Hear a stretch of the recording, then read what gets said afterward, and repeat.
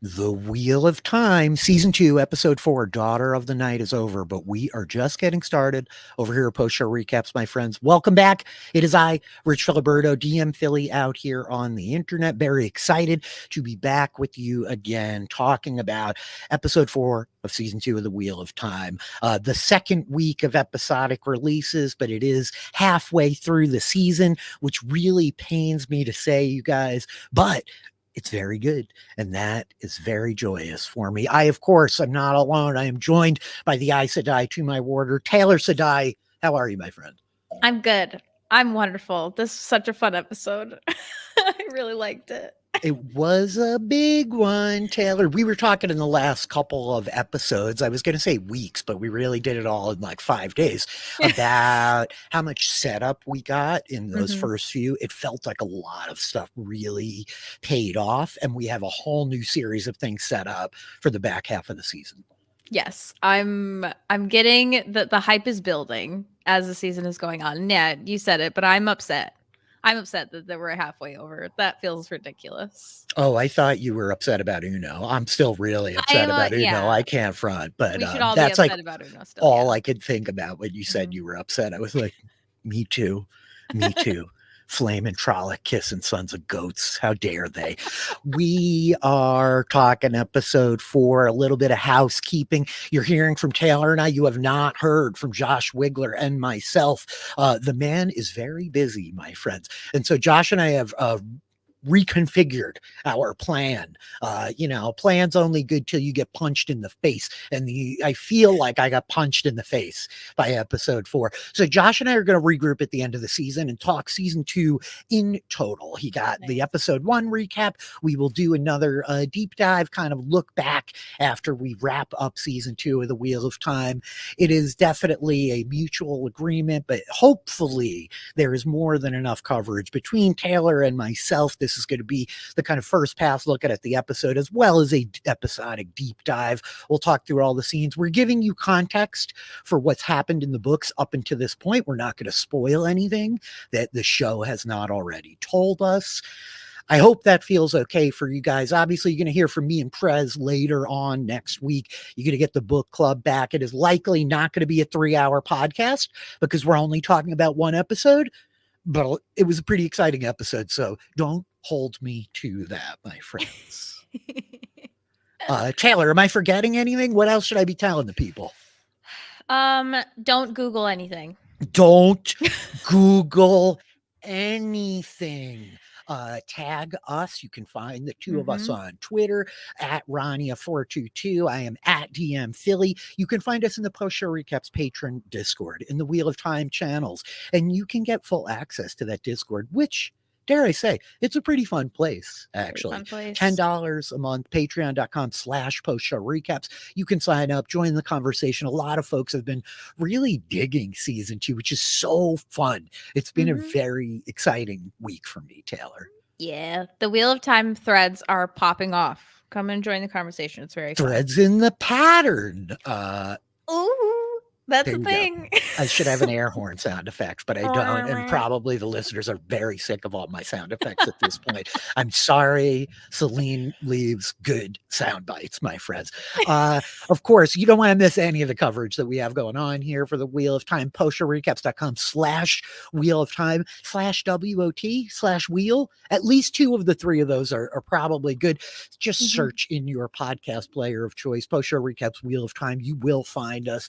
It's early in the season because it's only been a week since the first episodes premiered. Even though we're halfway through, we would really appreciate all your ratings and reviews and all that kind of good stuff on iTunes, any podcast player that you use. It just helps our discoverability. It really makes all the difference, and it keeps us doing podcasts like this.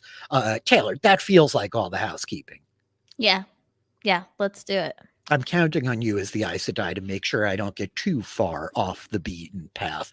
Well, you're the one that's supposed to remind me that I'm not a god, though, right? Oh, yes, that's true. I see you for your weakness. You're not a god, Taylor, despite the immense power of your thumb, which is green sometimes.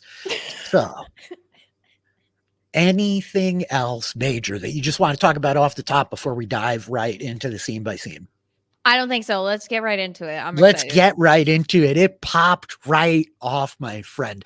So the man who we know as Shamael finally opens the episode as we watch him in this kind of darkened, ruined corridor. He's looking up at this thing above him, which we'll be able to connect the dots is, in fact, the moon dial that Baal Doman spoke to Moraine about outside the city of Kyrian, which broke in the spring a few months past.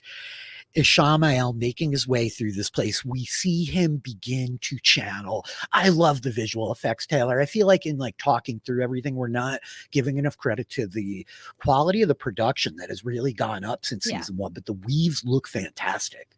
Yes, I agree. I was thinking the same thing as I watched this episode. I think that it's just so consistently wonderful that it's not even something that is coming up as a problem, or like it's not registering as something in my mind, because it feels like you're in the world when you're watching this episode. I feel like it's so the costumes, the music, the environments, I really feel just like enraptured every time I'm watching an episode. And this episode in particular, it felt like it went so fast because I was just so focused on it the entire time. I have been accused of overutilizing the word evocative, Taylor, so I have tried to strike it from my lexicon.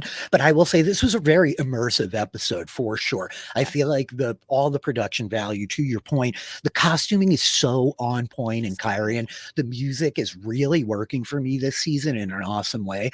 And just the effects, right? So I had a couple of folks ask me, is he doing something different than the Aes Sedai? Kind of. The Aes Sedai are using saidin.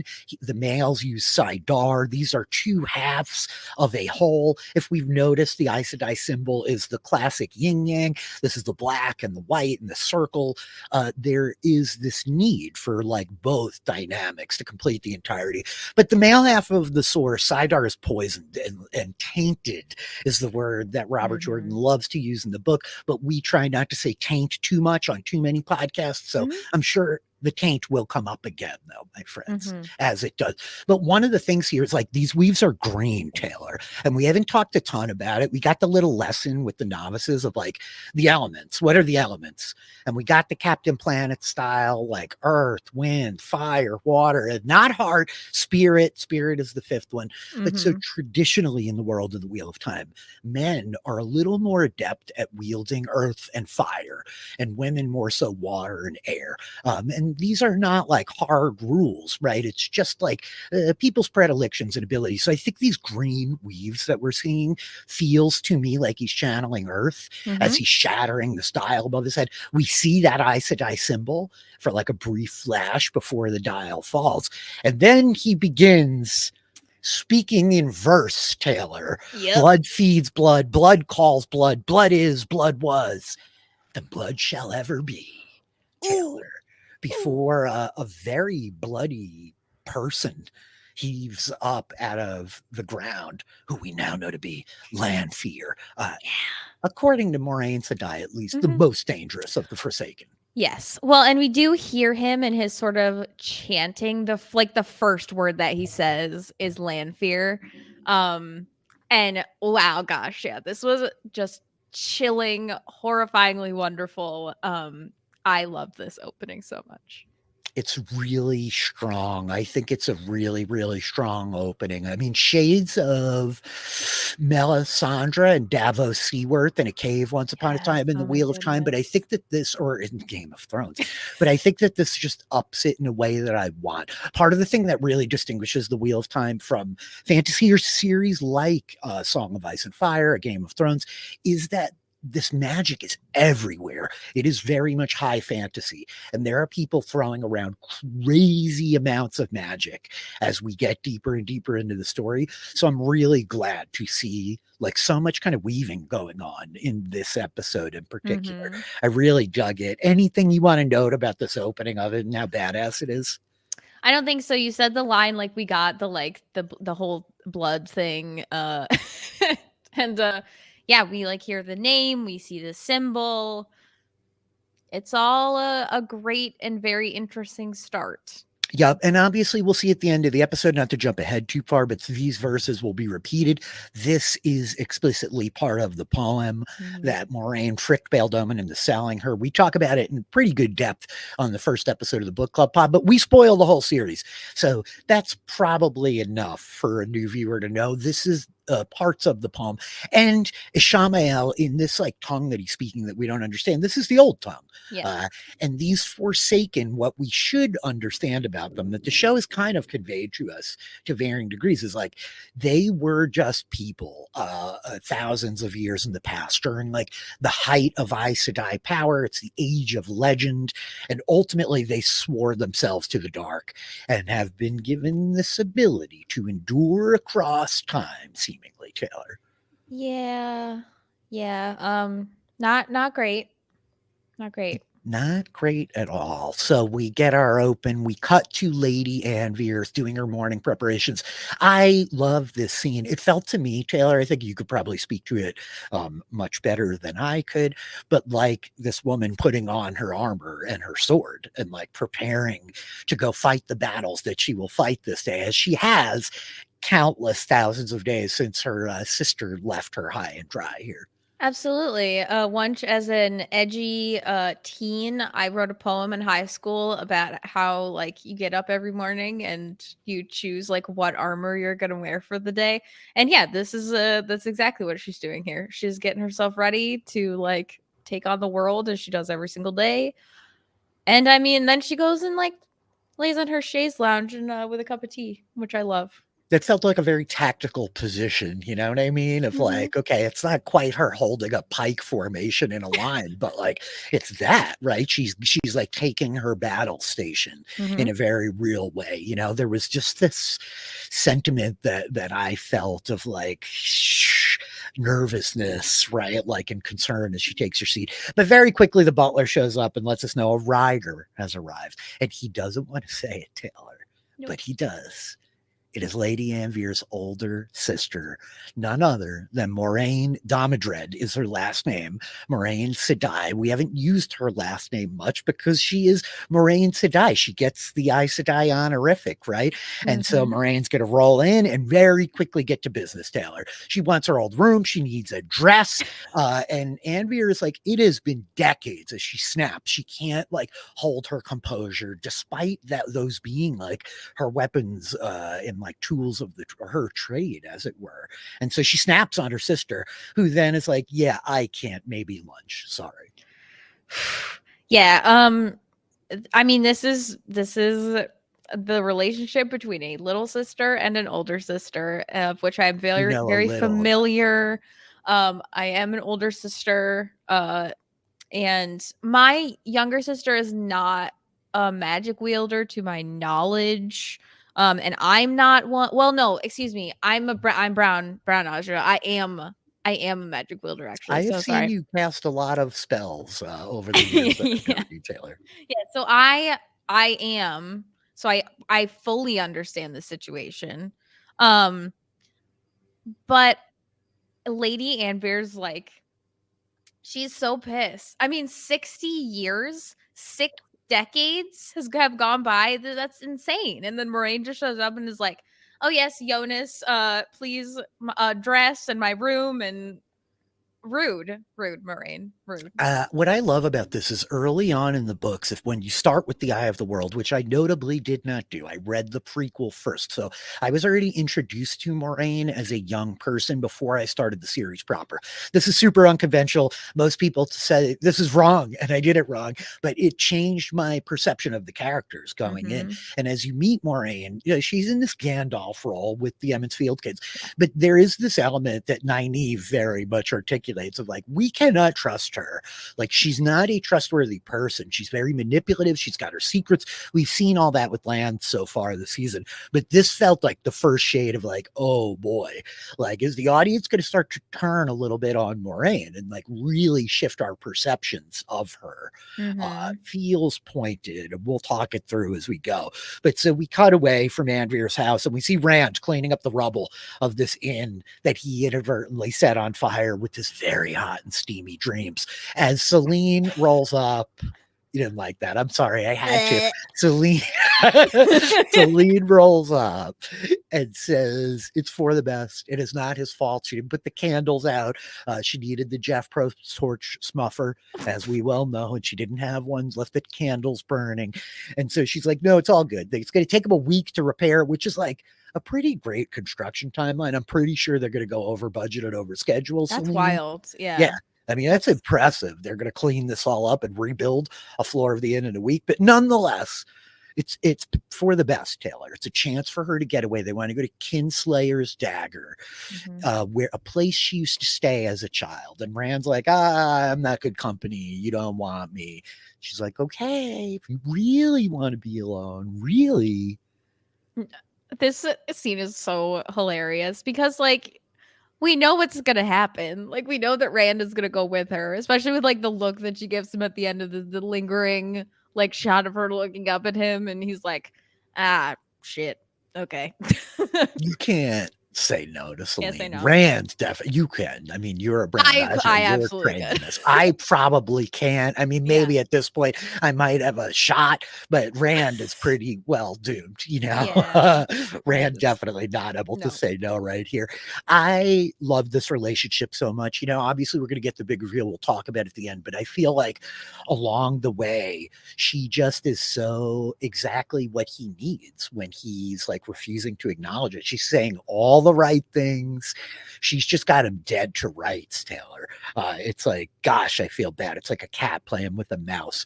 We cut to the White Tower, where like Nynaeve like hears her child. She's hearing these flashbacks from the third testing. She begrudgingly puts on the ring. We see her in the accepted robes with all of the colors of the multiple Ajas on the cuff that I now know that word of her robes, which is great. And Egwene's going to show up. How do you feel about all this, Taylor? So I understand Nynaeve's whole situation here, kind of. We can kind of jump back to episode 1. I love that somebody, and that somebody was Adeleas, if I'm remembering correctly. It's like, it isn't about you. Oh, yeah. It was Adeleas saying it to Lan. You're taking this too personally. Yes. This woman's like going through hardship that has nothing to do with you.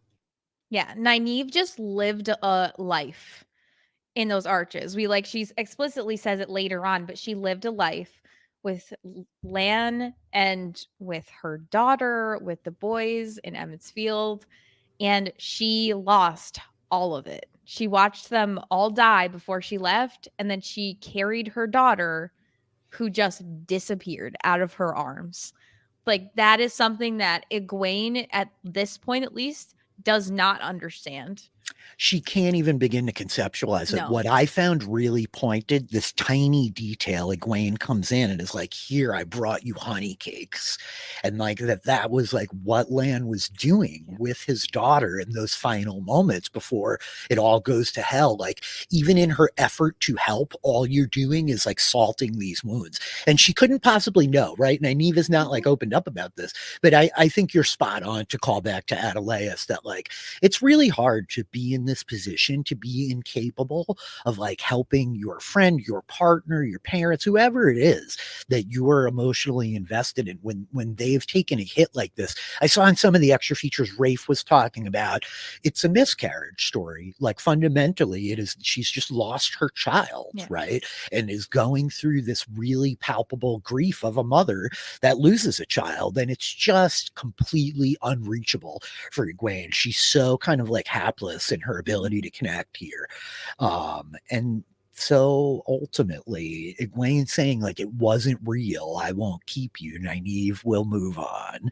And here he is again, Taylor. They're not in the Two Rivers, but we got Lan, Jesus Mandragoran. Chill Lan is back. I love hair down Lan. I love it. I love that he's letting his hair down. This looks less Jesus somehow than like Two Rivers Lan, because he had the red robes. Two Rivers Lan was like wearing the like patented beige Jesus costume. You know? There's a Halloween costume for you. Lan Jesus. I think I'm gonna pull off Lan or Jesus, but I could try. But yes, I loved this. I also, one thing I have not expressed well enough is how absolutely beautifully diverse this cast is. It's great. I am just obsessed with the amount of people and different backgrounds. I'm just so thrilled. It just makes my heart happy to see, and it's gorgeous. All of these people are so wonderful, and I just love Lan being grouped in with Alana and her two warders. And the family It's is so funny. It's so It's good. very good as her family's giving her hell. I really do love the inclusion of all these cultures. Part of what you're Mhm. getting in your little bread slice of the Wheel of Time map, like it's a pretty small patch of land, you guys. Like compared to, Taylor and I are big D&D nerds. We spend a lot of time deep diving fantasy maps, and some of them are like gigantic and many thousands of miles. You get a whole planet. We're looking at one piece of one continent, right? And ultimately, like, we have a little bit of awareness of other stuff if you're a book nerd, and you can find maps that get a little bit bigger, but it's a really small piece of land with a wild disparity of cultures in it. Like even in the books, they don't attribute so many earthly cultural traits that we can like direct one to one. Sometimes you kind of can. You can look at Andor and say like, okay, England, this is like a Renaissance England. You can look at Kyrian and get like vibes of France. Like there's Mhm. some energy there, but there's this really big sense of the multicultural tapestry in the books. And so I Yes. think it's working really great the way that they've utilized their casting. The stop in with Alana's family is too fun, as they're It's like so giving her hell. Been lovely. a while since you brought a new man home. And then whoever it is, like the Yeah. one relation of like, where does the third one even go? Like, oh my God, it killed me, Taylor. It's And so good. Alana is just like, can't help but like, I don't know. I There's something so heartwarming about just a big family around a table with tons of food. And I think that this is like really perfect for Lan. And like kind of what he needs right now. We saw the shot in season 1 where like Nynaeve sorta kinda intrudes on dinner with like him and his family. Um, but Notably, just a footnote, but it's not his family, right? They're just right, people yes. from like Malkir who have all this like Yes. adoration and respect for him. Like Lan is without family, which is a Mhm. big deal, I think, in this context. Yes, no, Yeah. that is good to point out. But which is why I think that it's important for him to sort of be around people that like have these bonds outside of Warders and Aes Sedai. And they're happy, right? They're laughing, like this is a positive atmosphere for him. And yeah, I love like that. You said it in the before the In pre-production our meeting. pre-production meeting, Yes. exactly. Yeah. Mhm. That the difference between Moraine's family and Alana's family, like, there's already so much, there's such difference between the Ajas and just the Mhm. Aes Sedai personally, and then to get into the relationships with their warders are obviously everybody's relationships are different, and then we get to the families of, like, these are actual people who, like, Mhm. came from actual places and have actual family. Mhm. Like, they didn't start out born in the White Tower. They ended up there through their whatever life experience they've had. So it's cool to see these little pieces. I really loved this whole It's scene. tremendous. I saw a lot of people just talking about like food as a love language, the like comfort Absolutely. of this space, the affection. You can see so clearly the energy of like the disposition of Alana Masvani and Moraine Damodred. And now as we look back to where they came from, right? And I think even then when you layer in Leandrin and the dynamic with her son that we were introduced to earlier, Rafe talked a little bit in the extra features for this episode about how they really wanted to take a moment to show you like the non-professional side of an Aes Sedai's life of like, Yes. look, these are their roots, these are where they come from. It feels really insightful and powerful. I love it. It's a wonderful, like warm little scene that is brand new and does not exist anywhere on any book that I think Mhm. is really building the right kind of energy, especially within an episode that's pretty friggin' harrowing, dare I say, Yep. right? Um, what's also harrowing is that Alana's like following Lan around while he's got to go pee. And I don't know that that's like my favorite thing either. Alana Nope. with like the boundaries, they're just non existent, Taylor. That took me like right out of everything. I was I like, kind of love it because she's just so overt and yeah, like, she does that's not right. care. I'm here, and the whole response, he's like, "Oh, what? Ivan and Maxim couldn't help." And I finally have Ivan and Maxim down. I know who Mhm. is who. So I've locked that in after 5 days of podcasting. Good. But he's like, they usually joke, my hair, my age, whatever. She's like, okay, we're going to skip all of that. Yeah. You're not going to kill yourself. The bond was not ripped away from you, i.e., Moraine was not killed, right? The bond was not like severed in violence in the way that we saw with Taranay and her warrior last season. She's like, so I think that you're going to hold up through this, but what are you going to do? Nynaeve, she tells him Nynaeve's going to go to the Arches, which I think is so interesting that in Nynaeve's test, it's exactly this. And that, like, then it's going to actually happen later. It's a fun little thing to consider. Yeah. But she's like, it's the fastest. Here we go with the name check again. Cadsuane Sedai, fastest anyone's done it since Cadsuane. This is like the really impressive Aes Sedai that Elaine talked about with the Egwene when they first met. I'm like, oh, Cadsuane and her best friend met like this too. We can be awesome. And Lan at the end of like, Alana's talking like, look, Nynaeve is going to be looking for a warder soon, probably. It's right there for us. And he's like, yeah, I don't want to repeat my failures, which is just so depressing. I think Daniel Henney is like doing some great work here as an actor, and amidst the Screen Actors Guild strike, like I really want to applaud the performances we're getting from these people on this show. But I'm a little tired of sad Lan, Taylor. I feel so bad. Lan is like such a sad puppy. He's just so lost, but we get the little important beat of Alana. Like, I wish you knew Moraine before 20 years ago. Something happened just before she met you. Something happened. She was changed. One day she woke up and she changed like water to ice, where you can't even imagine that they're the same thing, Taylor. Yeah. This is really interesting. I don't know what she's talking about. And I hope we find out.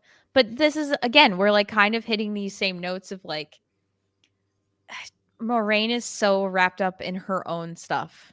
Like she is just keeping everybody at arm's length, if not farther. She's an intense lady. Yep. Yeah.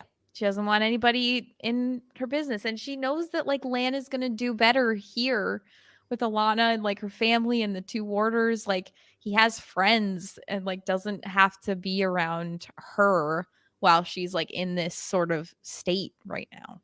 Yeah, That's it's sad. heavy. This is New Spring Illusions, and I don't want to say too much more until we get a little bit further into the season. Prez and I will talk a lot about this in the book club. We know exactly what happened that changed Moraine and Damodred, and so we'll get into it in depth there. But this whole beat at the end of like, was she happier? It's so sad because like Lan is so concerned with like her still, right? Even though he's all caught up in his own feels and like kind of can't see the forest for the trees, he is still like in that role. Again, his identity is so tethered to like Moraine. And Alana, like, I don't know if she's ever been happy, which feels really pointed as we return to the room that she grew up again in House Damodred. And she's looking around at these old things, the things that like were like important to a young girl before she went off to Tar Valon and became like one of the novices training to become an Aes Sedai. We see the music box, these cigars, which I love. It's just a nice little touch, right? I was like, Moraine was a smoker? Oh my gosh, look at this. This is hilarious. It was so funny. She's a rabble rouser, Taylor, always a blue. And so we see this painting as like Anne Veer was sitting on the Chase Lounge in the morning with all of these kind of portraits of her throughout her life. And then here's this portrait, which very explicitly is supposed to be an older Moraine with a young Anne Veer sitting on her lap, right in the blue, it nails. So she comes rolling out. She sees the Gil done in red. I thought it's a really nice touch that they put in the same kind of bottle. Like this is the kind of thing that would be easy to overlook, and I really like it. The like visual cue there. And she proceeds to see her sister talking to the butler and like just absconds. She's out. She doesn't want to have to deal with this or talk to this woman at all. Like she's here to get what she needs, but she doesn't want to have to give an inch more than she has to get it. Nope, not at all. Yeah, I mean, this is Moraine being Moraine. She's on a mission and she's gonna do what she needs to do to get it done. Very interesting stuff going on. There's some cool symbolism in the window that Prez and I will talk about a little bit too. I think there's a lot of little clues and Easter eggs and maybe some foreshadowing tucked away in this room in fun ways for those who are aware of the full story of Moiraine Damodred. So we follow her into the city. She's asking Rand's boss about him, who seems like pretty put out. Like, wait a minute, why are you asking about this kid? How do you even know his name? What are you doing here?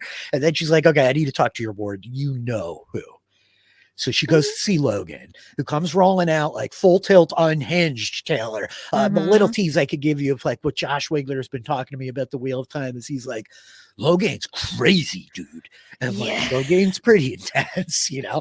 These two are just such powerful forces. I love Alvaro Morte's like the way that he plays the beat when he sees Moiraine and like recognizes, and like there's a moment where he's intimidated and daunted, and then he kind of fills himself up. He finds his presence and his footing. He's I should kill you. And she's asking, how are they treating him? This is a great line, like a butterfly without wings is how they're treating him. I should have sound clipped it, but I didn't have time today. And so then she starts asking about his mind, and he realizes, you're the reason I'm here. You're the reason I'm not locked up in Tar Valon. What's going on? She's like, well, the Yellows and the Browns wanted to study you. I didn't think you would have enjoyed it. By the way, have you started training Rand? I need you to start training Rand. You know, and he's great. Like, I'm not going to talk to you over a bottle of wine. She's like, yeah, I know what you really want. Presumably, because she feels similarly. And this goes back to when he's presented to the Amyrlin seat and he meets Siuan Sanche in season 1. And she's like, I know what you're trying to do. You want me to kill you. He was looking for suicide by Aes Sedai in that moment. This man wants to die. And that really maps to the Logain of the books, who is just like a broken husk of a human being that can like barely go through the motions of the day. So she pushes Taylor and is like, okay, this is what's going to happen. You're going to train Rand al'Thor. You're going to teach him everything you know about channeling. And once I'm happy, I will give you the knife. She's such a force to be reckoned with. Like, even when she is powerless, like nobody else knows that. Nobody else would guess for even a second that she's not like currently like fully connected to the source. She is just such a powerhouse. Important footnote here. I'll ring layman's bell, but so Logain explained to Rand, and he specifically says, I can see other men who can channel. And this comes again to this saidin saidar dynamic. Like, they're two separate power sources that come from the one power. It's all from like the same fountain, but they're separate streams, right? And so like women, like they told Rand at the end, I think it's in the finale of season 1, Moraine's like, I can't help you. Like, even if like I wanted to, I can't teach you. I don't know how this works. So there's this big distinction, and Logain's not aware of her like lack of connection to the source here. But it's so dark. I mean, this is a very dark moment as Moiraine, especially after saying like she's sworn to the Dragon Reborn, like she wants this kid prepared for Tarmon guidance. She wants him trained. She wants him to know what he's doing, and she's got a tool right here to get the job done.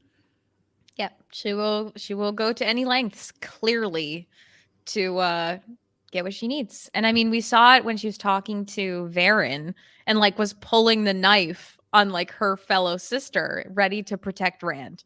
So I like this to her is probably it's so infinitesimal compared to the things that she might have to do for Rand.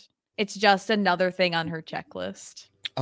Prez and I will definitely be talking a lot about this, but it's very interesting, and just the inference that Moiraine understands what he wants because she too is cut off, and like the only thing that is preventing her from kind of taking her own life is this quest and the Dragon Reborn and her role in all of it, right?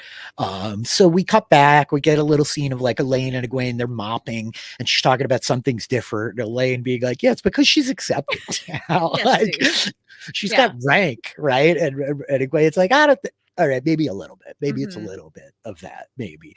But Elaine just like giving her the what for of like, you need to stop trying to fix it. Like, you don't even know what happened, and it's not your responsibility to make it right. And Egwene, she just missed him so much, Taylor.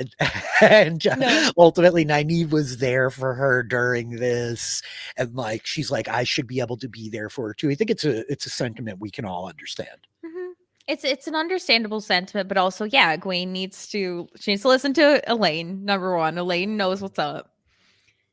Egwene doesn't know what Nynaeve went through, and she can't help. Nynaeve is so shut off from the world. She's so independent, and she's the protector of other people. The last thing she wants is for people to worry about her and for like people to be doting on her and like treating her with any sort of anything that she could consider pity. It's clear Nynaeve has never been on an airplane and read the informational packet about how you need to put your mask on first or you cannot help the people around you, right? Like Mhm. there is this refusal for her to try to help herself and like look Yep. inwards. She's so externally focused. She's so locked into her identity as the shield to protect everyone that she has not like taken a moment to do a little like kind of self-reflection and figure out what she needs and how she needs to get that. And I think it's pretty insightful of you to say so. So we get the scene as we like cut to Nynaeve is going to look for Ivan and Maxim, and here's like this random warder who's just like, yo, I heard you channeled inside the arches. That is so hot. Like, what is with this guy, Taylor? What is this scene about? Like, it's clearly supposed to like be articulating that like the legend of Nynaeve Almira, the strongest channeler that has come to the tower in 1,000 years, grows even larger, I guess. But like, it felt a It little was so funny. felt a little weird to me. Like, we know you're thirsty, Wheel of Time, but like, really, this guy? It was so just I was expecting her obviously she's not gonna find like Ivan and Maxim because we know that they're with Alana, but just this guy being like, "Whoa, you're not an evil beard. Did you really channel the arches? That's so crazy." And like, dude, can you like just chill out a little bit? Like, holy moly, like let's just take a little bit of a breather here. And then he like the audacity to be like Right? to like talk about like you have years, but I hope you don't become a red. And I'm like, bro, like can we just like chill out here a little bit? So he's really, yeah, this guy's got no chill. Jeez. I mean, the other like little bit of important information here is he's saying like, "Oh, I'm surprised you don't have all the Ajas chasing you." The Yeah. idea here is like that because she's done this and the legend of the strongest channeler in 1,000 years, she's like done this thing that no one's done since Cadsuane Sedai, who we've name checked a couple of times, and so all of the rest of the Ajas are going to want to recruit this girl. They're all Mhm. going to want her, but Leandrin, who always seems to be hanging out where the warders are, which is very interesting because she really hates men. Prez, I complained about this a little bit, Taylor, that I'm like, how come every time Leandrin walks through a hallway, it's like she's walking past the warders? Like, don't you think she would try to like avoid this particular? He's like, listen, man, the tower's round. Okay. You gotta go around the and okay, Yeah. fair. That's fair. Yeah. Yeah. It's a good point. Anyway, we see Leandrin get a letter, Taylor. I wonder who that is from. But then she immediately comes with this letter to your mother, I mean, Liana Sharif, who is the keeper of the Chronicles. This is the Amerlin seat's right hand, Swan Sanchez number 2. And Leandrin is talking about, okay, we got word that the Western Shore is under attack. These are the Seanchan. Mhm. Remember the bread, folks. We're on the left side of the bread, Toman Head. That's the ocean, the Arath Ocean over there. The Seanchan have like come crashing in to the Western Shore. This is where they tangled up.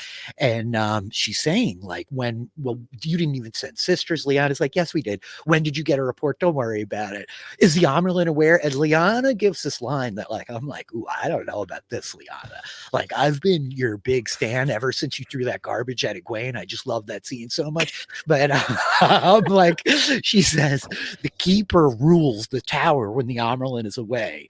I speak with the Amerlin every time I open my mouth. I don't think that's how speaking works. To No, call on Matt Coffin logic, like I don't think that's how speaking works. it's not. It's not how speaking works. This was funny. And so you did have it right the first time. Liana is mother. Mhm. She it just is mother.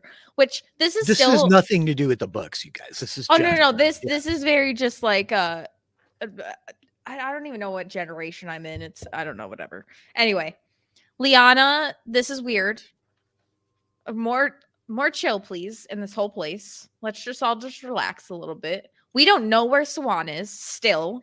No we idea. don't, which is very notable and feels intense. Yeah. I'm getting a little bit concerned that we're halfway through the season and we have not seen Swan, but Liana's here. Leandrin is questioning authority as she's wont to do, and she is confronting like Leon. This is wild. I just love Leandrin has like just the audacity, the most audacity. I'm all about questioning authority, so I'm a little with Leandrin here. I I am feel like too. Liana's like a little bit like not handling it. But I think what's insightful here is like, look, we only have so many hours of the season. We are done with half of them already, right? And so there's only so much time we can give to articulate like the White Tower has been shrinking, right? They're talking about like there's only 40 girls here. There's not a lot of people. We haven't seen anyone as powerful this in 1,000 years. Alana like talk about like they're giving us weapons, right? Like things are being spit. The pattern is giving us weapons, right? And that's why things are changing. But the systemic failure of the Aes Sedai, right? And the idea, it's a much bigger plot point in the books, and I suspect as we get more of this show, we're going to see a lot more of it. But the White Tower politics and like the infighting, the manipulating, the withholding, the secrets, like Leandrin apparently kept her kid secret for 90 years, right? These people are all like playing games with each other constantly, and it leads to like sometimes bad situations.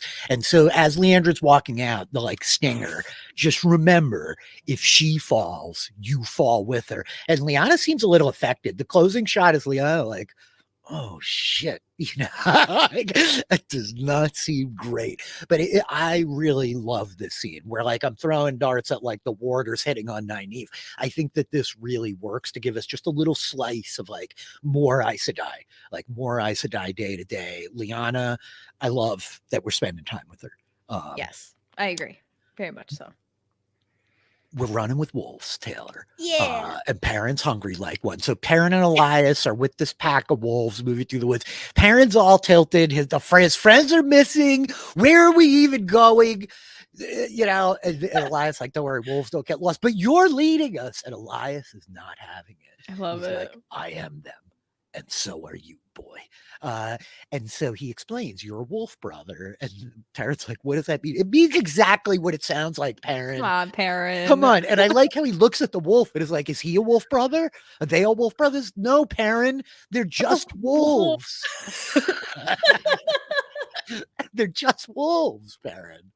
I really, really love like, am I gonna turn into them? Like, don't be stupid. It's so good. Perrin. It sends me. I love this dynamic. It immediately evoked if anybody's played or like watched any playthroughs of the God of War games, this is giving me such big like Kratos. Elyas is Kratos? Yes. Oh! Like the way and he says the way he says boy like all the time. It's just it feels so Kratos to me. I just love it. This little Perrin's like a child. He's like, why? Why? He is He's like a child. Bro, shut up. He didn't use his Batman voice this time. I love Elyas Viserys being portrayed by Gary Beadle, he played Clem in Andor, the Star Wars show last season, which is the best Star Wars that Star Wars has ever Star Wars, and you guys should watch it because not enough people have it. Is extraordinary. So but he's got a pretty small role in that show, and he really like ate the scenery. He like popped off the screen for that. So I'm loving this portrayal of Elyas. This is a bit of a change from the way that we have the powers kind of presented to us in the books. There is a whole thing of like Perrin's abilities, which he's going to begin learning here. We're getting these visions, and Elyas is kind of talking about this is how we speak, this is how we communicate. You'll learn in time how to do this. One of the scouts caught a deer. Let's go. And then they go, they get the food, they start talking. We get this reveal that Elyas and the wolves have been following him for a long time. and that they were there the night that Perrin and Egwene got captured by the White Cloaks. This is why the wolves descended and attacked, because Elias was kind of with them. And this other wolf is like sitting with Perrin, and he's like, oh, he likes you. So Like he sweet. lost his mate too. And Perrin's like a little confused of like, how do you know that? Right? Like, it's kind of the unspoken question. And Elias will say, we all see her when you sleep. Like, we all these wolves, which is just heavy. Like, we hate the fridging. We hate the whole, like, Yeah. the whole situation that happened here. It's really tough. And I kind of wish that we could move on. But Mhm. given that this is like the major plot point that we have moored this character to, I feel it would be like disingenuous to not focus some attention on like all the baggage that he's trying to unpack there. Yeah. So I get it, but this is like my least favorite part of all this. I do think they use it effectively Mhm. to like convey how this kid's like out of control. Like Rand in his own way, he just has no handle on his abilities. And like Rand, he's afraid of them and afraid Yes. to like engage with them in that way, right? We saw Mhm. Shamael kind of like baiting him about it last time. So Perrin's like, dude, if you've been following me across half the freaking bread slice, like, why did you wait so long? And Elias is like, we do not go near women who can channel, which is a notable distinction from Aes Sedai, dare I say. But he's like, Mhm. Aes Sedai, actually, all humans do not trust what they don't understand. So it's an interesting distinction that Elias sees himself apart, like separate from humans, the way he talks about them like that. Mhm. I dig it. I dig it. Yeah. I think this is a start to like some good stuff. I did love this scene. So I notably, I'm in the like bear loving phase of my life right now. If you ask me what my favorite bear is, my favorite bear. If you ask me what my favorite animal is, it would See, be bear. Yogi, is it Winnie? Is it Smokey? No, no. It's just like it's that big like old one that like hasn't died yet for some reason. That's like up in the never mind. Anyway, I thought you were talking I about the one that ate Leonardo DiCaprio's face in The Revenant. That one was pretty still old. haven't seen that. That's fine. Legends of the Fall. That's the bear movie that you need to see over The Revenant, maybe. Gotcha. So anyway, the all this to say is that I did not start off this way. I did not start off in my Did not bear start off era. a bear lover? No. No, I started off a wolf girl hard. Hard. Hard. Uh, Everything in my room was wolf themed to the point where my favorite stuffed animal was a wolf dog chew toy that I asked my aunt if I could have and take from her dog because I wanted it so badly. I'm going to put a pin in that to ask you which aunt after we're done podcasting, but that is something Yeah. I don't think the listeners are deeply concerned with. I love a wolf. I definitely spent like my 20s in a lot of like tie-dye wolf shirts. I got a big wolf Yes. tapestry hanging on the Yes. wall over here. Wolves are great. You need the Wolves are pack, cool. you know? There's something about like that like canine community energy that I think like really speaks good. They're so evocative. I said it. That's my one use for the day. I probably said it 100 times already. It's really good. I've been talking about good. like Perrin's story has been slow to activate, and like here we Mhm. are. It is time. I'm really glad they didn't hold it back any further. It's going to be Yes. fun to see him with Elias exploring these abilities. I hope that it like pops off because I really do love this. I agree, like the whole stuff with Layla was like really disappointing in the beginning, but like you said, it would be disingenuous to not focus on it a little bit. And this is like kind of heartbreaking, right? Yeah, it's That really this tragic. It's powerful. yeah, this little wolf who will like find out his name at the end of the scene, which is so It's adorably Hopper. sweet. It's so I cute. love Hopper, dude. He's so wonderful. And it just makes me so happy. This is kind of like so Lan is with Alana and her family, right? And here comes Perrin with this family that's different, right? Obviously it's like a pack of wolves, but he's a wolf brother and these are like gonna be his people. These are who he's with now. And at least one of them clearly cares about him to some degree. And I think it's sweet and I'm really excited and hopeful that like this like fires Perrin off a little bit. It's a great touch to have this like mutual loss be the point of connection with Hopper. Elias told them when they were at Atuan's Mill, these people are not your tribe. The Yeah. Shinarans are not your tribe. Yep. And so it's going to be really interesting to track going forward. Elias shows up much sooner in the books. Again, he's replacing a character called Huron right here, but I think it works really well. I'm ready to see it. I love the whole, like, he'll tell you when he's ready. And like the jumping wolf, it's a little cheesy. I know that the visions are gonna like have varying degrees of like success for people. Like it is a little cheesy, but it's such a hard ability, I think, to articulate on the screen without using these visions. Like I'm pretty much here for it. Hopper, like being called Hopper, is ridiculous and very funny, and you can laugh at it and still love him. He's great. We'll talk more about Hopper. So Lan is reading the poem, Taylor, and he's like in his room, he's reading the poem. Maxim comes and gets him, like, hey, yo, I need help with the water. And he's like, yeah, you're doing really well. And Lan starts talking about it. I've had practice. She's had the bond masked for 6 months. And Maxim's like, I thought I was the only one who could go that long, which is this moment of revelation for Lan. And they talk about it. And Maxim talks about like, when they first bonded me, I freaked out. I did not like a second person in my head. And Alana did not like that I was so ashamed of all the thoughts I was having that she could feel in my head. It like really put me off. So we all talked about it and we figured it out. And my bond stays masked, except for battle or in bed, which sometimes is a battle. And so ultimately, he is like, look, have you ever known a marriage that's exactly like another? And it speaks to what you were talking about before, Taylor. You know, we're all like, some people don't want to hear it. Some people don't want to admit it, but we all are really snowflakes, you know, like we're all coming from this nurture nature dynamic that is singular and unique. You certainly, there are many of you out there with siblings that you can look at who are wildly different from you, despite growing up in the same house, right? It doesn't matter how close you kind of hew to another individual, how much of yourself you see in them. We're all like walking through our own story here and have to figure out our needs for ourselves, and it's not always going to be the same as what other people's expectations of them should be, or what we even believe they should be based on everything we've put together, right?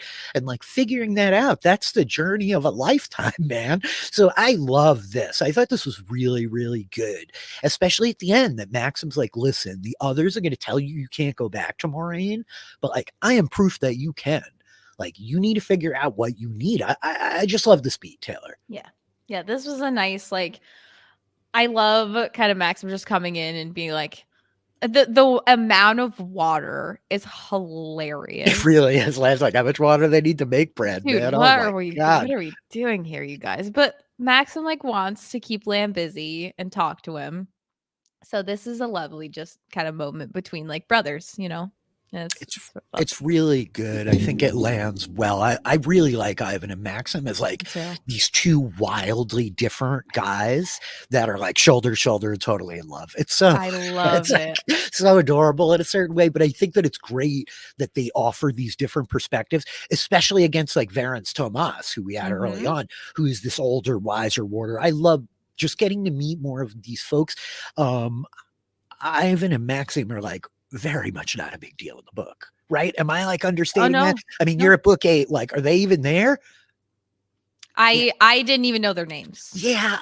This is like a wild shift here. Like we're creating prominence for these guys, and it's working for me. I think the Lan story, I've talked about it. I really want to see him have something to do other than be sad. But it feels like this is, Rafe called it their mid-season finale. So it feels like we're about to leap into like the second arc of this story. And I'm ready to see Lan activate during it. So we're back in Kyrian, Taylor. We're tracking Moraine. She's at the Crescent, which was Celine's inn. She sees that it's burned down and she comes to the gate guard, the surly looking gate guard that we met a couple of times. And he's like, all right, where is this red-haired kid? I know you've seen him 100 times. He's, I don't know. And so she just like kind of presses through and walking through. What I love is her in this costume, Taylor. walking through the foregate. It's this really interesting dynamic where this is the wardrobe of a Kyrianan noblewoman. And Kyrian is this walled city. They talk about this in some of the extra features too. So this is why I feel empowered to give this information. But within the walls of the city is this opulent, lavish, very like French aristocrat energy happening, right? Big like Marie Antoinette, let them eat cake. Like the whole thing is happening here, right? And the wardrobe like reflects that. The wardrobing, the costume department has a great little featurette talking about they're trying to evoke this very like Renaissance French image alongside a clear like Japanese kind of influence with the kimonos that we've seen Celine in, and even like Moraine's dress, the way it's cut. In the still promotional images, I'm going to indict myself, Taylor. I talked a little crap about this dress. I was like, this dress looks a little ridiculous. It's like she looks like Mary Poppins, you know. But the whole thing in the books is like the Kyrianan women all have these petticoats, and her walking through the street, she does this little thing with her hands that I'm like, oh my god. Like somebody please, whatever Rosamund Pike is like needs for the strike, like give it to her. Like please. She's just so good. It like got me. I loved this dress. I also love when she got in it and she kind of looked at herself in the mirror, and it's like, it felt like such a balance between like, my old life. This is so weird, but also like, I look good. Yeah. I love it. And she does. And she just walks through the foregate in her beautiful dress with her beautiful like little walk, and it's freaking wonderful. It's important that she's like wearing this because she's hiding in plain sight to a degree, right? She looks like any other Kyrianan like noblewoman, not necessarily an Aes Sedai, right? Rafe talks about it in the extra features that she would like almost attract more attention if she dressed the way she normally does in like her questing blues, right? So it's really powerful. I loved it. Yeah. We're gonna cut. I love this like editing choice too. Like obviously you and I, we know you can't. Rand's not saying no to Celine. But I do think it's like a very clever edit here as we leap to like Rand. So Kinslayer's dagger, it's going to be kind of hard for me to orient it on the bread, you guys. Suffice to say, it's a mountain range that's kind of between Kyrian is south of Tar Valon, and then Kinslayer's dagger is kind of like above it and a little bit to the east, and Tar Valon is like northwest even of that, right? So it's just a small mountain range. That's all really we need to know.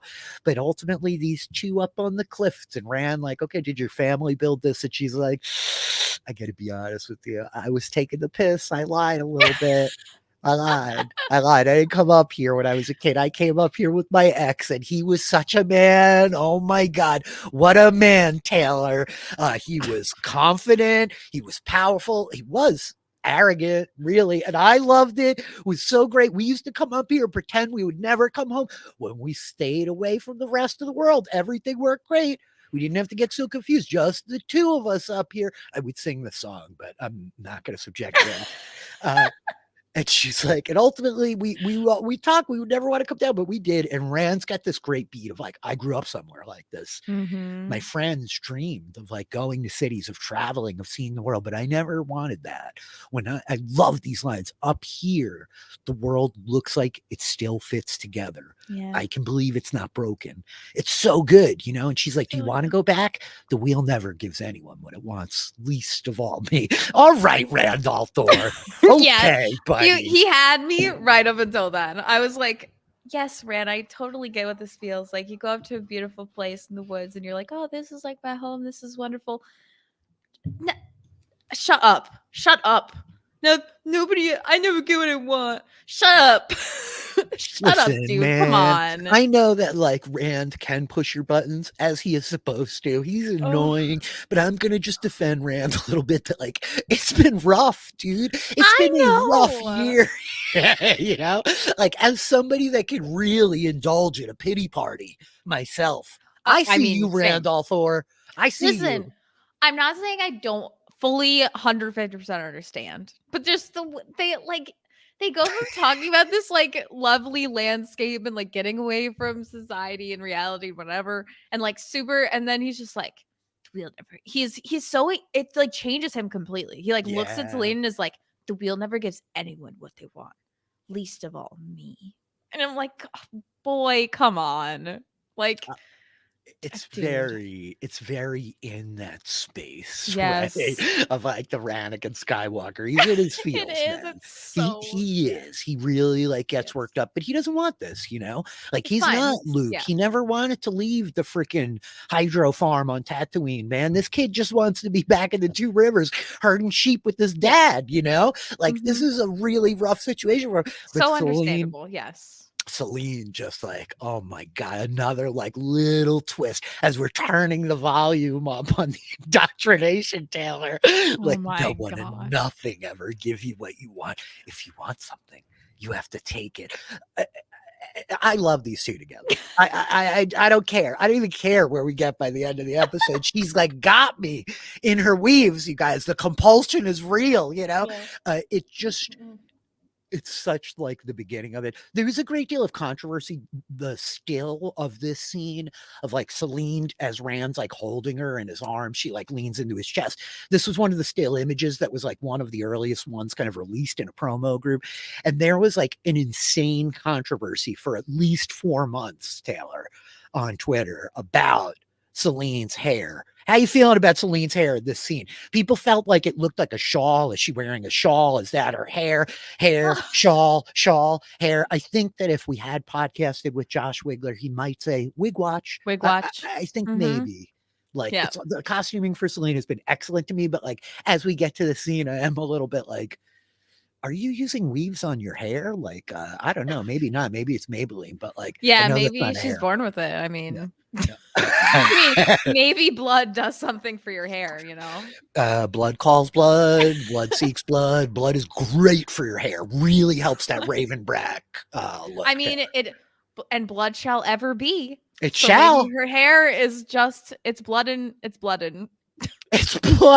I love that we've just built like an advertising campaign. Blood, the hair product you need. Available at all local apothecaries in Kyrian now.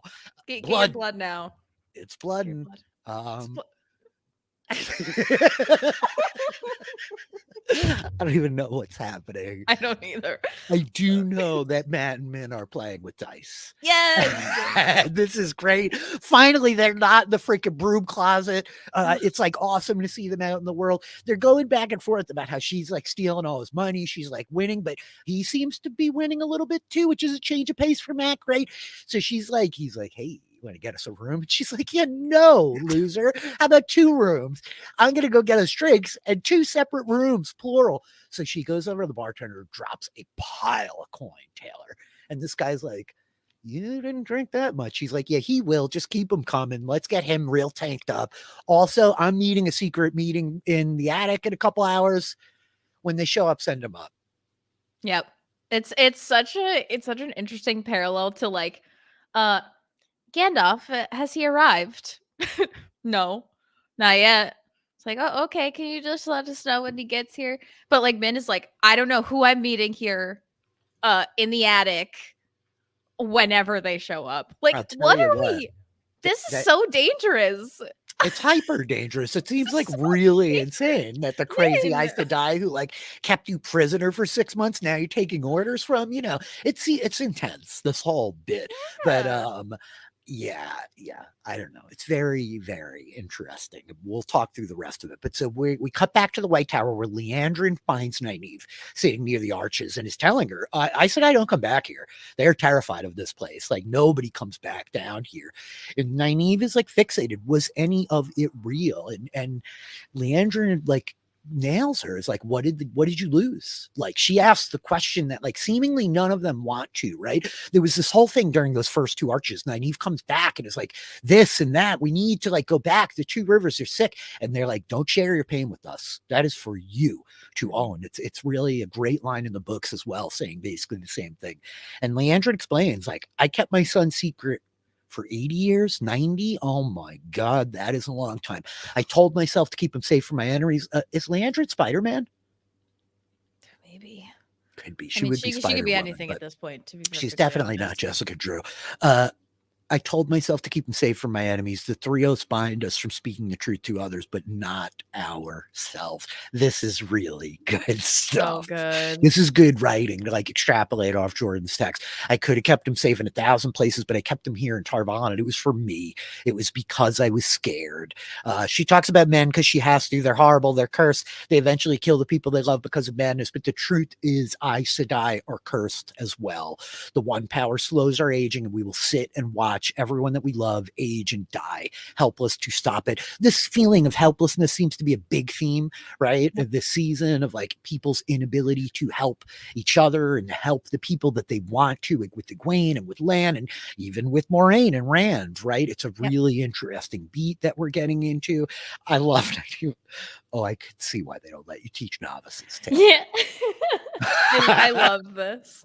I love this moment because again, Leandrin, where Egwene and Nynaeve have known each other for such a long time, but Leandrin knows how to talk to Nynaeve. Yeah. Like you need to just be blunt. You need to just put it all out on the table.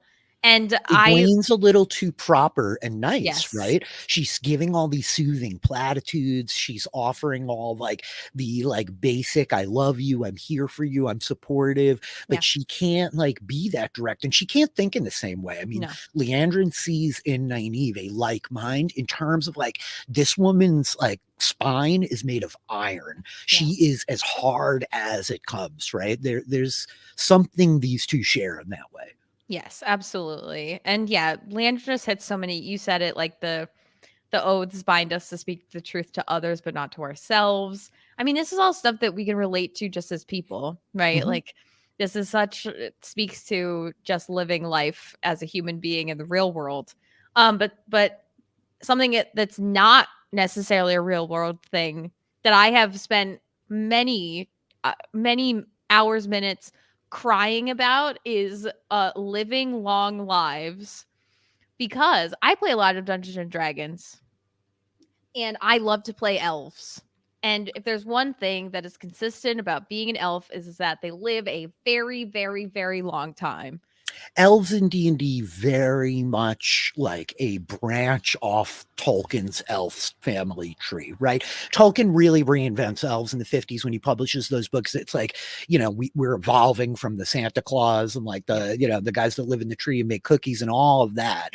It becomes something really different. And he's talking very specifically about like some Celtic lore of like the Bean Sea. The sea are like these very noble, regal. They are the royal elves. They are the royal fae and fairies like Oberon and Titania. And so D&D extrapolates off of that. And Robert Jordan very much like creating this kind of homage to Lord of the Rings, especially with that first book.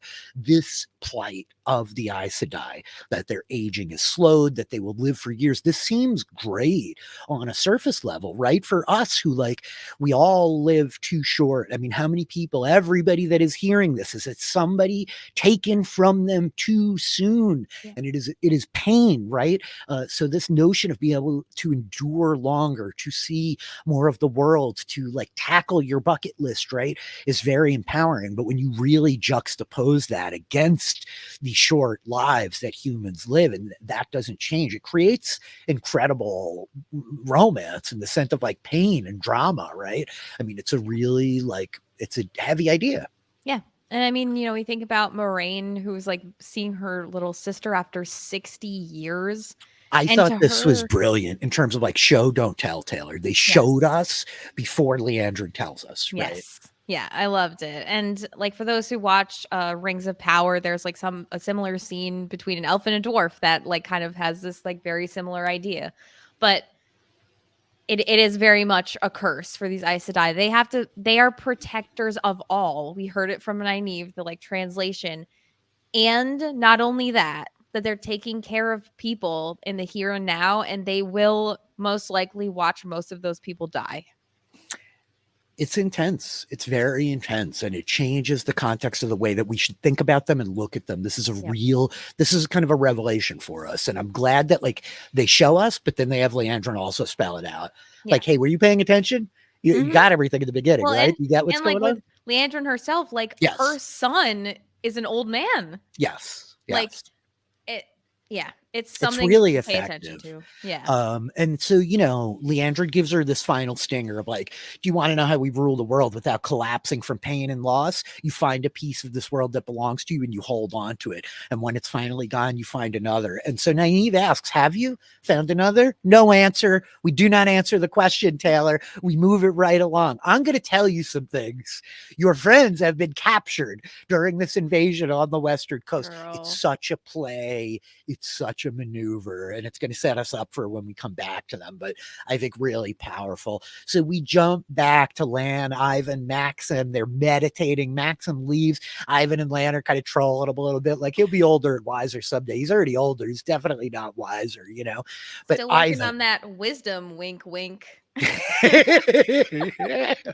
okay, Two Rivers. Straight out of Lan's mouth too. I just loved it. It's very funny. It's a big dad joke from our Landman Tracker, and really, So silly. I love what Ivan does here, right? It's something she said. You keep saying it to yourself over and over. 1,000 cuts for her one. Like, oof. I think, are you talking to me, Ivan? Like, because man, like, oh my God. And how many of us get that? Again, it's just so relatable. Part of why the Wheel of Time popped off the way it did, it's considered contemporary fantasy fiction, right? It starts, the first book's published in 1990, and it's dealing with really human issues and human struggles. And look, it's sometimes inelegant in the way that it tries to like run that gambit. I know a lot of people love Brandon Sanderson because he has like carried that torch forward in a way. And I just say this anecdotally, having not read his original works to any great degree, but it tracks so well. People don't understand. We quiet ones, we're always having the conversation playing out in our head. It's like, oh my God. And we go back to that whole thing of like, we were never equals. And then Ivan just laughs at him. I'm like, no, of course you're not, you idiot. Yeah, like, I love this. We're not supposed to be their equals. What are you thinking? I love this. Like, so it's just so wonderful the way he reacts. And Lan is so serious. And Ivan is like, dude, we're not their equals. Like, what are you talking about?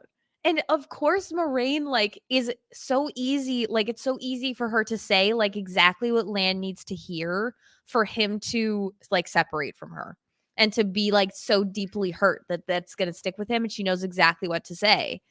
And it's such a web of like interactions and words and conversation.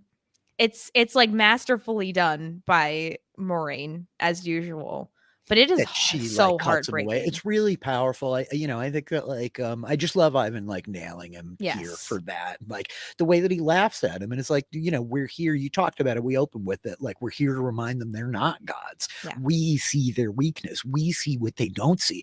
And when we cut back to some of what Moiraine said to him early on, I think this scene plays off that one so well. I chose you for my warder when I realized you were unfazed by these Trolloc heads. Like how many times did you cross into the Blight to do that with just a sword? Like, and lest we forget, Lan Mandragoran is a king without a kingdom. This is a noble man. He is haughty. He is powerful. He is arrogant, even, dare we like see it say it's Celine.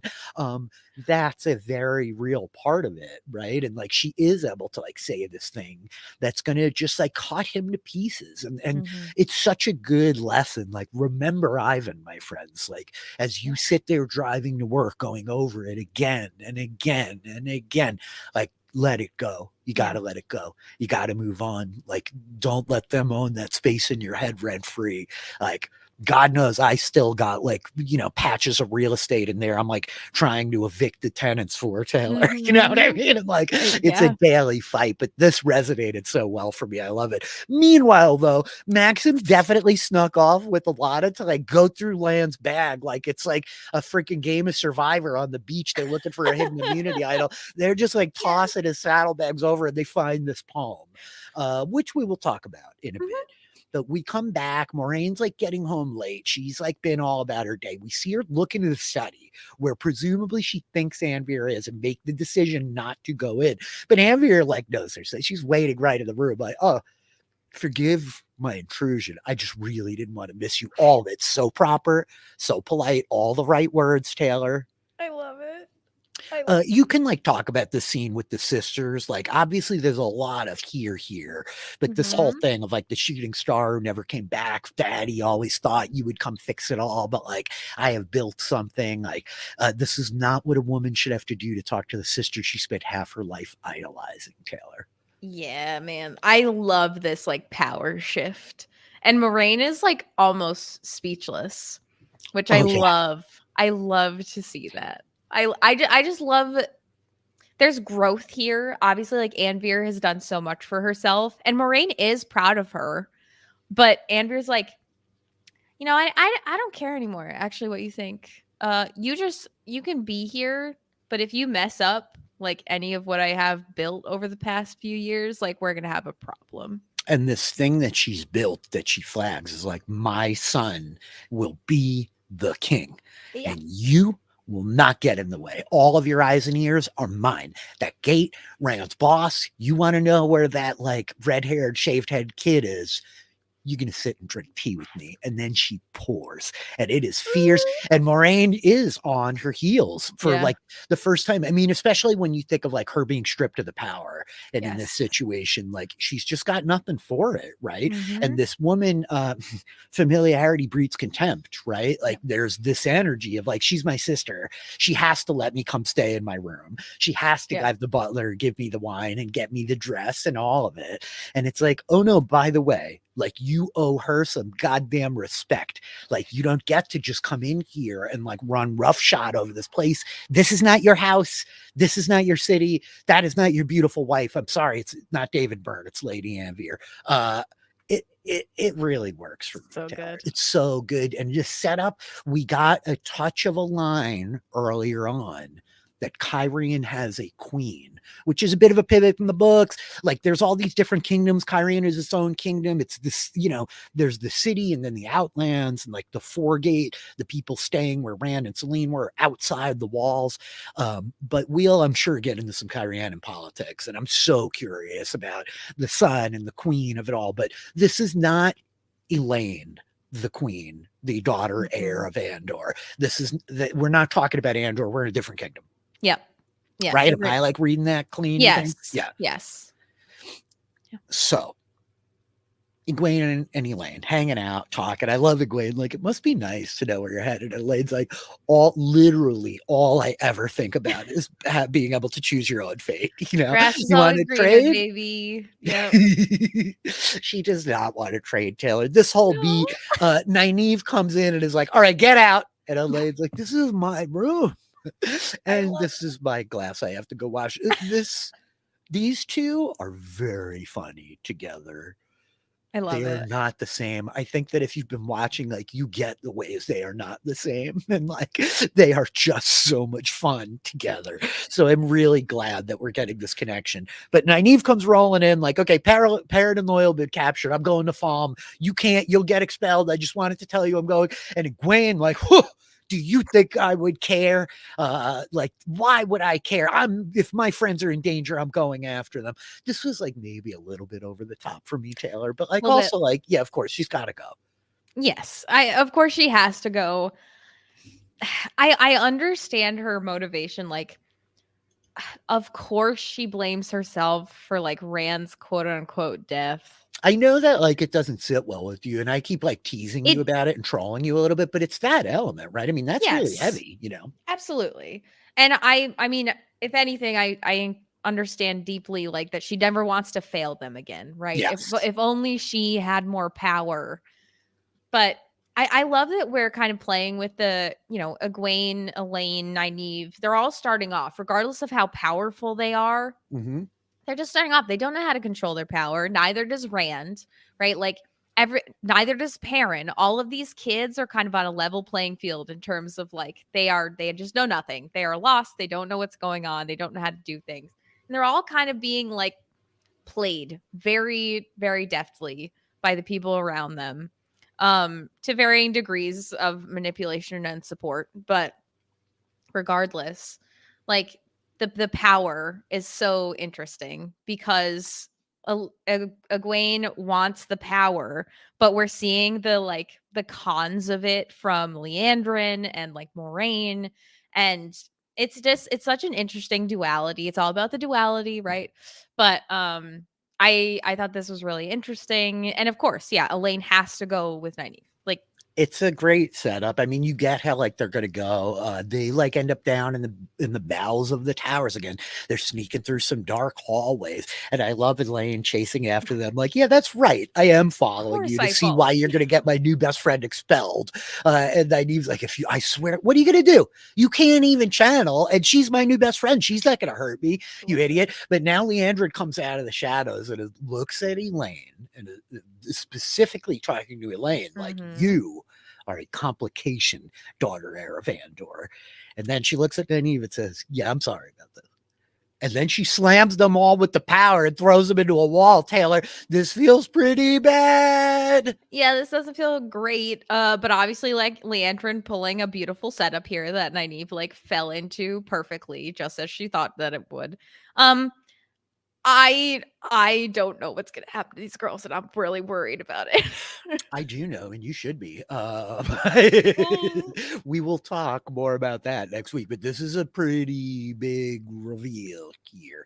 If we Yeah. remember the three oaths, Leandrin like should not be able to like do this to attack Mhm. another Aes Sedai. Like I guess technically you can like wield the power if you're not attacking with violence, but like she's really in between some lines here, like the big red flag stuff going on, which actually gets more revealed in this next scene. As Min wakes up from these crazy dreams, we see what's presumably her parents. Again, like where we come from, these origins and how they shape us, and like the way she seemingly was exploited as this kind of like Mhm. circus trick for her talent as a child, right? And she sits at this table and she gets these visions of these people, the boy getting old, the woman getting old. She's watching the inevitable like downfall of these people's lives, which is a pretty heavy thing to have to like bear every time you look at anyone. And here Yes. he is, Taylor. It's Shamael, betrayer of hope, father of lies, forsaken. And he's like, isn't it wonderful? Seeing Ugh. nothing. And she's like, wait. And as he starts saying forsaken, she's like, okay, I'm Oh. out. I'm out. The deal is off. I am not helping you anymore. And he's just like, did you really? Leandrin promised me that they could fix it. Did you really think an Aes Sedai could fix this? For some things, Taylor, you have to turn to the dark. Ooh, what? Oh no. Oh no. Oh no. Red flags, red flags, red flags. I love Min's this is like the thank goodness somebody finally reacted in the proper way. Yeah, Like man. Yeah. I mean, we can talk about where she ends the conversation, but at least the initial reaction is like the right yes. instinct of just like, nope, Nope. nope. No. No, no, no. She's so unhappy. She is just not having a good time at all. But yeah, Leandrin sent Min here to meet Ashamael is the seeming thing that is happening here, which is That not great. certainly is the implication. I Yep. have had a couple people ask, listen, the man just proclaimed himself the father of lies. Okay. Uh-huh. So maybe Leandrin didn't send him, but I think Maybe. certainly we are supposed to be wondering if Leandrin If she sent him did. on the Yep. heels of her attacking the three most powerful new students that the tower has, right? It's very interesting. Ultimately, like there's not a lot of here, but it's like this bargain, this promise. I can free you of this gift, which is a curse, as we have learned, just like a lot of these other gifts are curses, as parents freaking out about eating raw meat and running with wolves and dancing with wolves was right there. I missed it. I'm sorry. Oh. And meanwhile, like Rand is like freaking out. Everybody's freaking Everybody's out freaking out. about their abilities. And so this idea of like, is the curse a gift? Like getting rid of it. You came here. She's saying, I won't help you hurt anyone. I won't help you hurt Matt. Is there like a romantic thing there? Was there a little bit of a romantic thing there? I freaking hope not. Okay, me too. I just am checking. I don't think so. I feel like it's just, Min I think she's a good person at Yes. heart. Yes. So Yes. I think that this is like her general reaction of like, I'm like hanging out with this guy and like we're going somewhere and like you are not. No. Well, that was my read Perfect. as well. I've had a couple people ask about it, but I think that it's really interesting that we end up with him. Like, you came here for instructions where to go next, bring him to Kyrian. And she asked, Mm. what's in Kyrian? And we cut away. What's not in Kyrian is Randall Thor, because he is sleeping up on Kinslayer's dagger. And so he wakes up. I love that they're sleeping out by the fire. They're having a camp Mhm. out, Taylor. They're having fun. They can see the fireworks really well from here. He grabs his sword. There's something creeping around. Boom, it's a fade. So he starts like fighting with the fade. The sword falls. Selene wakes up. They get pushed back to the cliff, and he gives the, again, protect everybody energy, especially these two rivers kids. They really are all about protecting everybody. You stay behind me. And he channels fire and burns it. And Selene's going to like panic. She should have told you. I thought I could stop it. She starts asking about the end. It was an accident. I haven't gone mad. I haven't gone mad. You know that. You know me. And she's pulling away. The way this all plays, Taylor, it is like delectable. I have watched the scene a number of times. It is just dark enough for me to see everything that's happening. So well done. Mhm. Color grading department over there at Amazon. I'm really satisfied there. But I understand this line. It's so sad. Yosha like delivers it so well. I understand. I'm going to leave now. It's so like, oh my God, I just wish it doesn't matter. And she's like, where Yeah. will you go? Well, they say that when men go mad, they kill the people that they love first. So I'll get as far away from here as I can, Taylor. And that's going to flip her around like, you said you love me, Randall Thor? You said you love me? And this whole beat, I think, is really tremendous, where he's like, you're the first woman to see me as a man. I didn't want you to see me as a monster. Again, all of these themes, I think, like season wide, are getting explored in a great way. Maybe a little on the nose, but like, who's the monster? I'm the monster. Do I look like a monster? I want to meet the monster. Show me the monster. It's really good stuff. I'm a monster. Yeah. It's really, it's this is very like masterful scene. Again, like it feels so apparent to me. She just always has felt so she manipulates Rand and plays him like a fiddle. Mhm. And but the way that this conversation goes, and Rand is like, so I'm going as far away as I can. And it's kind of like that's what you took out of the entire conversation. Yes. Like, Selene, like, she's just waiting okay. for her cues. I got a question from a listener. It's confusing. We saw the Dark Friend social. Ishamael tells them all, don't F with Randall Thor. Maybe I'll use him. The Fade's not coming for Lanfear. It's all part of the play. Like, it's the setup. Who cares about a Fade getting tanked, right? He was gonna rally. He's the Dragon Reborn. And it's all like just the pieces being moved to get to exactly where we get, which is this whole beat. And this is why, like, God, I know I'm memeing a little bit, you guys. I realize like Lanfear and Randall Thor, not a great match, right? But I do just think that the scenes have been my favorite, like unambiguously across the season so far. And she just like nails him. She has him down pat. What you did is part of your nature. You shouldn't hide it. I did that once. I tied my soul to him like a mirror, reflecting only what he wanted to see, leaving the rest of me in darkness. One day he looked too long and too carefully. You need to give someone a chance to love all of you. They might not, but you need to give them a chance. Oh my God. And like her delivery, there's like this effervescent, like almost sing-songy, such a light-hearted energy amidst all these really serious people, Taylor, of Rand, like, the wheel will never give me what I want, right? Like, it's this juxtaposition that plays so well to me. She's so kind of frivolous and makes it all light, and it's not a big deal. Why are you freaking out? Who cares? You burned the inn down. I built it back. It's no problem. You know, like, give me a chance. It's just so good. I don't know how much time we have before the same as everyone else. Never enough. Oh my God, I'm done, Selene. Take me through the portal stone. I'm done, Taylor. She just gets him so good here. I'm like, can we blame him?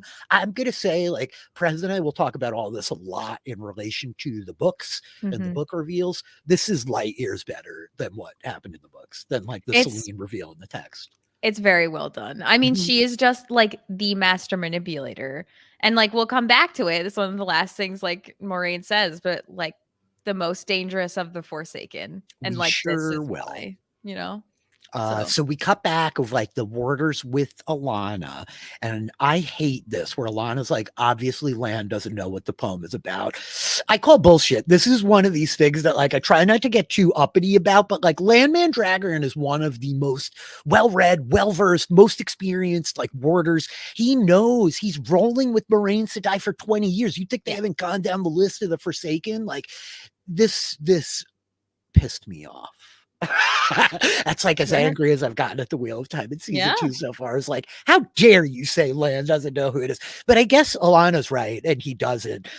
Jesus Lan like doesn't know this stuff. It's about Lanfear. The seal is broken. Daughter of the night, she walks again. The ancient war she yet fights. A new lover she seeks, who shall serve her and die, yet serve still. Who shall stand against her coming? The shining wall shall bleed. Blood feeds blood. Blood calls blood. Blood is, blood was, blood shall ever be. And it's great for your hair. You could get it in Kyrian. Mm-hmm. Taylor, this is the poem. We talked about it a lot on the book club last week. We get the touch on it here. I don't know that there's much more to say than that, except that it's like the big setup for this next beat. Yes. I did really love this scene of like cutting between like Rand and Celine and like back to Ivan and Lan. It's really like I think it's like really well done and it's so epic. And I really love Ivan's voice, like speaking these like ancient words. It's really I loved it. This scene was so good. Dripping with lore. All the It lore. is. We love It's it. very much dripping with lore. Emmanuel Amani is playing Ivan, and I really think he's just so good. The like somber, smooth delivery. It's very cool. And Taylor Napier is Maxim, and this guy's a very fun follow on Twitter. He can't like talk about the Wheel of Time because of the strike, but he's still a very fun follow on Twitter. This guy really loves that he's on this show, and he makes it like a fun thing to celebrate. So I love the cutting back and forth too, as Celine is getting her best like 50 Shades of Grey on. She's ripping up clothes. She's tying Rand up, you know, and so she leans into him and says, "There's something you should know too, Rand. Nynaeve Almira is the most powerful channeler to come to Tar Valon in over 1,000 years." That's not what she said, but it was very funny when I thought about it. It might not have been that funny when I said it to you guys. It says, "I'm a monster too." And then she starts channeling, and it looks very different than the channeling that we have seen, Taylor. And he's just like, "What? He's such an idiot. What do you mean?" And then a knife comes like plunging through her chest, and the blood is all over the bed. Blood calls blood into the bed sheets. It's a total mess. Rand flips out. Moraine is standing here in her dope ass dress with the bloody knife that she's going to give to Logain. Rand grabs her and puts her against the wall. "You killed her. You killed my girlfriend, Innkeeper Celine." And she says, "That's Lanfear. She's lying to you. I cannot lie, remember?" And he's like, "Oh, shit." And then they take off. She's like, "We gotta go. We gotta go." And they go running out. And there's a very important beat as we close in at the end. We see her throat healing, the wound healing. She is definitely not Celine, the innkeeper, but Lanfear, daughter of the night. And we see black specks moving through the whites of her eyes, Taylor. I don't know how far you are in the book yet, but this is like a notable lore drop present I will freak out about when we start talking on the book club. Ooh. They race out the door. Boom, that's an episode. Boom. Oh my gosh. That last scene, it got me so well. I was not for a second expecting the sword to come through. I was a little bit like, I know I'm like very high on this whole thing, you guys, but I was a little bit like, oh God, are we going to do an even more like steamy romance scene with these two right now? Like, cause like, I guess I don't mind, but like we've seen a lot of these two in bed and like, there's not that much time left this season. And then the knife comes exploding through her and I like freaked out. I didn't know what to think, you know. This is incredible. This is all like very changed again from the books, just given the way we've introduced Celine, the way we meet Rand. There's a whole thing in the books where like Rand gets teleported because he takes a nap next to a rock and he meets Celine in like an alternate world with frogs the size of bears. It's a whole scene, you guys. The whole Like, it's thing. really worth reading the books. If you're loving this show, you will get a very different experience going to the text Mhm. afterwards, and I encourage you to do so. But this was a hell of an ending, Taylor. I mean, we get so great. many reveals with like the Moraine and Kyrian, the she's on it all, the land fear is Shamael setting her free, Leandrin maybe like working with the dark, like land fear working over Randolph, or Moraine is totally clocked it. She drank that tea with Lady Anvir and somehow figured out they went to Kinslayer's dagger, which seems like a Yeah. major oversight on Landfear's part, but nonetheless. So good. So good. It took me completely by surprise. I loved it. This reveal is so fun.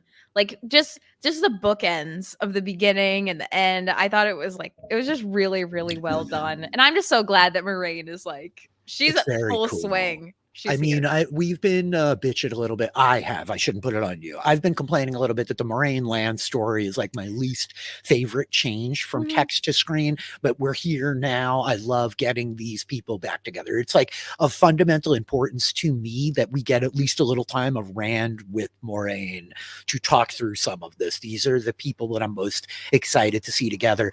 I've obviously been delighting over this week talking through the Celine and Rand of it all, but I feel like this had to have worked on a lot of new viewers. Like, I mean, I'm sure some of you sharp-eyed TV watchers out there, if you're post-show recaps listeners on the reg, I'm sure you got your like TV scrutiny magnifying glasses out there, and like you might have been able to like clock this before we got here.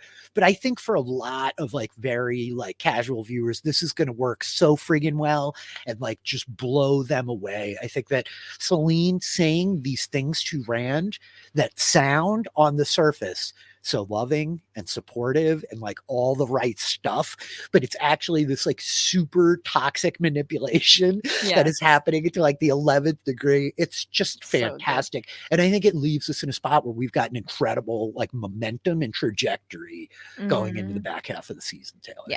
And I do think it'll be really fun. Like if, I mean, we have some time like before the next episode comes out. So like it might be worth like a rewatch to go through and just really hone in on the things like we hear Celine say. But it's so fun. And I think the reveal was just wonderful. And it's the tip of the iceberg because now that we Yes. know she has land fear, we're going to learn about land fear. And Yeah. there's plenty of interesting stuff there to learn. It's a lot of people's favorite of the Forsaken. In the books, there are 13 Forsaken.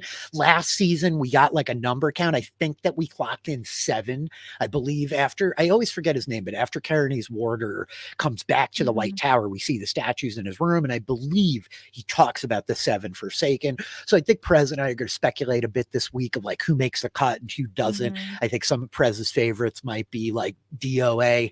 They're not going to make it to the screen, but Lanfear is like a fan favorite of the like players on the side of the dark. Moraine does not consider her the most dangerous Forsaken for no reason, right? Yep. Yeah. So that's episode 4, Taylor. That's episode 4. We'll be back in a week. We'll be talking about episode 5. Prez and I are going to be doing the book club in the interim. If any of you book nerds have questions for us, or any of you folks who don't care about the spoilers have questions for us, if you're listening, then hit us up. Let us know what you would like us to explore and explain and get into as we're talking about it. We'll be back in a week's time, Taylor. But until then, what are you up to? Where can people find you? Yeah, I'm mostly here. I do like hang out a lot in the PSR Discord, so like come hang out there. Other places, Rania422. Check out like YouTube, Twitch. Like I said it last time. Hopefully, I'm like gonna pick things back up again. I have a few games that I'm excited to play, so go check that out. But yeah. Cool. I'm at DM Philly. My DMs are open on Twitter if you want to hit me up there. I choose twitch.tv/DM Philly. The VODs for all that stuff over on YouTube of the same name. I'm talking about the final 2 episodes of Foundation Season 2 with Austin and Grace. Grace and Ariel and I are talking about some esoteric time travel movies before we jump into our next project, Going Out of the Dark. I'm talking about Ahsoka, another one of these 8-episode shows that is unfortunately halfway over on its second week or third. Ahsoka's going a little bit slower. War, and The Winter King with Presena. It's a gritty Arthurian adaptation of a novel of the same name. Thank you all for hanging out. We really appreciate it. Just remember, folks, if a strange innkeeper tries to take you to her family cottage for the weekend, just